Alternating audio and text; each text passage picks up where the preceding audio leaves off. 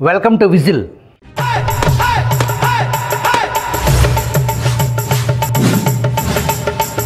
Damodar Gautam Sawang 1986 AP కేడర్కు చెందిన మాజీ ఐపీఎస్ అధికారి. స్వరాష్ట్రం అరుణాచల్ ప్రదేశ్. బిఏ చదివిన గౌతమ్ సవాంగ్ బీకామ్ చదివిన మాస్టర్ మైండ్ అబ్దుల్ కరీంతో అక్రమ బంధం. చాలా గాఢమైంది ఈ బంధం, చాలా హాట్ గురు. ఎవరి అబ్దుల్ కరీం మీకు గుర్తుందా? నకిలీ స్టాంప్ పేపర్ల కుంభకోణం సూత్రధారి అబ్దుల్ కరీం తెల్గికి గౌతమ్ సవాంగ్ మధ్య అక్రమ బంధం ఉందని విజిల్ చెప్పటం లేదు, ఆనాడు స్వయంగా సిబిఐ తేల్చి చెప్పింది. 1992 నుంచి 2003 వరకు దాదాపు 11 సంవత్సరాల పాటు సాగిన 3000 కోట్ల కుంభకోణం 2003లో వెలుగులోకి వచ్చింది.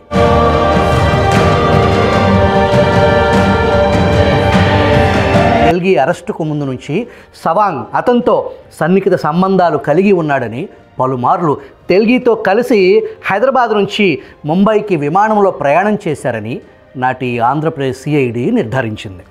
బాంబేలో పెద్ద మొత్తంలో సవాంగ్కు తెల్గి నుంచి డబ్బులు ముట్టాయని వార్తలు గుప్పుమన్నాయి. గౌతమ్ సవాంగ్కు సహకరించిన నాటి ఏసీపీ భూపేంద్ర రెడ్డి కూడా ఈ కేసులో నిందితుడే అని సిబిఐ తేల్చింది. ఇదే కేసులో నాటి టీడీపీ మంత్రి కృష్ణ యాదవ్ అరెస్ట్ అయ్యి జైలు జీవితం గడిపారు. డిటెక్టివ్ డిపార్ట్మెంట్ డిఐజీ నరసింహారావు ఈ కేసులో అరెస్ట్ అయ్యి సంవత్సరాల పాటు ఊసలు లెక్క పెట్టారు.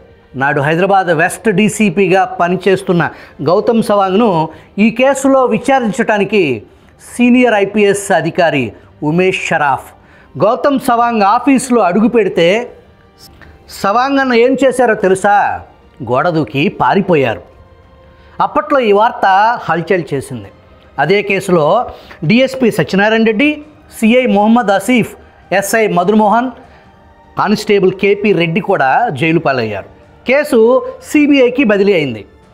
గౌతమ్ సవాంగ్కు ఉచ్చు బిగిసే సమయంలో నాటి టీడీపీ ప్రభుత్వంలో కీలక స్థానంలో ఉన్న వ్యక్తి ఢిల్లీలో చక్రం తిప్పి సవాంగ్ను అరెస్ట్ చేయకుండా కేవలం శాఖాపరమైన చర్యలు తీసుకోవాల్సిందిగా సిబిఐ నుంచి సిఫార్సు చేసేలా ఒత్తిడి తెచ్చి సవాంగ్కు సాయపడ్డారు అనే ఆరోపణలు బలంగా ఉన్నాయి.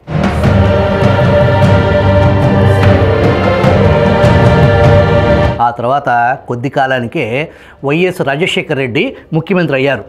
స్వయంగా క్రిస్టియన్ అయిన గౌతమ్ సవాంగ్ అంది వచ్చిన అవకాశాన్ని ఉపయోగించుకున్నారు. వైఎస్ రాజశేఖర రెడ్డి వద్దకు క్రిస్టియన్ పాస్టర్ల లాబియింగ్తో సిబిఐ నాడు సిఫార్సు చేసిన శాఖాపరమైన చర్యలు తీసుకోకుండా విజయవంతంగా తనని తాను కాపాడుకోగలిగారు సవాంగ్. ఆంధ్రప్రదేశ్ రెండుగా విడిపోయింది. విభజిత ఆంధ్రప్రదేశ్ తొలి ముఖ్యమంత్రిగా చంద్రబాబు బాధ్యతలు చేపట్టారు. అత్యంత ప్రతిష్టాత్మకమైన విజయవాడ పోలీస్ బాస్గా గౌతమ్ సవాంగ్ జూలై 2015 నుంచి 2018 జూలై వరకు 3 సంవత్సరాల పాటు కొనసాగారు. సవాంగ్ ఆగం 2.0 ఇక్కడే మొదలైంది. విజయవాడ పోలీస్ కమిషనర్గా అనేక అక్రమాలకు పాల్పడ్డారని, క్రింది స్థాయి పోలీసు సిబ్బందిని ఎవరిని కదిలించినా కథలుగా చెబుతారు. అందులో ప్రధానంగా దొంగ బంగారం ముచ్చట ముందు చెబుతారు. సవాంగ్ విజయవాడ పోలీస్ కమిషనర్గా బాధ్యతలు చేపట్టడానికి ముందు, ఆ తరువాత వచ్చిన పోలీస్ కమిషనర్ల కాలం పరిశీలిస్తే దొంగ బంగారం లెక్క ఇట్టే తేలిపోతుంది. చోరీకి గురి అయిన బంగారాన్ని పోలీసులు దొంగల నుంచి రికవరీ చేసి బాధితులకు న్యాయం చేస్తారు. ఉదాహరణకు ఒక ఇంట్లో దొంగతనం జరిగింది. కేజీ బంగారం చోరీకి గురైంది అనుకుందాం. పోలీసులు ఆ దొంగను పట్టుకున్నారు. ఆ కేజీ బంగారం ఆ దొంగ నుంచి రికవరీ చేశారు అనుకుందాం. బాధితుడికి 750 గ్రాముల దాకా చేరే అవకాశం ఉంది. ఇక్కడ 1/4 కిలో బంగారం గోవిందా అనుకుందాం. అదే గౌతమ్ సవాంగ్ కమిషనర్గా ఉన్న సమయంలో 1/2 కేజీ 3/4 కేజీ బంగారం గోవిందా. పోలీస్ కమిషనర్ స్థాయిలో ఉండి సిఐ స్థాయి సిబ్బందితో నేరుగా నాకు రికవరీ బంగారం కావాలని అడగటం పోలీసు శాఖ చరిత్రలో ఇటువంటి ఉన్నతాధికారిని మేము అంతకుముందు ఎన్నడూ చూడలేదు అనేవారంటే పరిస్థితి ఎంత ఘోరంగా ఉండేదో అర్థం చేసుకోవచ్చు. అదే సమయంలో సివిల్ పంచాయతీలు పక్క రాష్ట్రంలో ఉన్న వ్యక్తులను సైతం అక్రమంగా ఎత్తుకొచ్చి నిర్బంధించి బెదిరించి పంచాయతీలు చేసిన అనేక ఆరోపణలు ఉన్నాయి. పక్క రాష్ట్ర సివిల్ పంచాయతీల్లో లబ్ధి పొందిన ఒక కుటుంబం వారి పిల్లలకు సవాంగ్ పేరు పెట్టుకున్నారంటే అర్థం చేసుకోండి ఆయన ఏ స్థాయిలో పనిచేశారో.